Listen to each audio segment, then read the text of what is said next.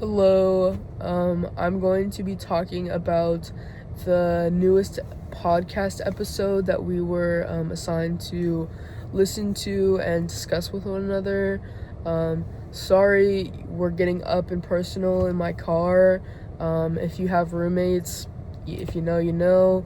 But with that being said, one of the first things that I wanted to talk about was when Brian was talking about how when he was going against the police officers for the case of the 18-year-old who was shot and killed by a police officer, and how he kind of felt like it was them versus him because it was like 40 police officers and then it was just him by himself. And I mean, if I was in his position, I would feel a certain way too, because the police officers, from what he had said, it kind of like they kind of take it as like you're turning your back on us, like you're not one of us anymore, like you're being a rat basically, which is unfair, and I could see how that could be not a good feeling, especially as he has a lot of respect and understands that being a police officer is a hard job, especially now. Um, but I kind of took it as like an intimidation tactic almost, because it's like, police officers, no matter who you are pretty intimidating just themselves. But then when it's like multiple police officers and when you're going against them, it can feel a bit intimidating and uncomfortable. And like, who wants to go against a police officer? And I was not surprised either that that police officer was not found guilty. It's unfortunate that it happens so often. It feels like that police officers are kind of let off with just a backhand, like slap or something. Um, but the second thing I wanted to bring up was when they were discussing the incident, I guess, that happened on the bus.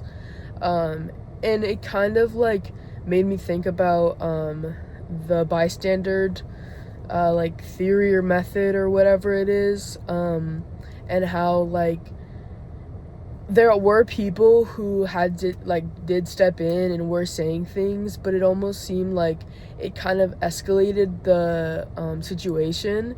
And I feel like in those situations, like, it's very hard to decide whether you should step in or not, because there's other people there, and like you don't want to be hit in the crossfire, like that young guy was, and he ended up losing his life for it.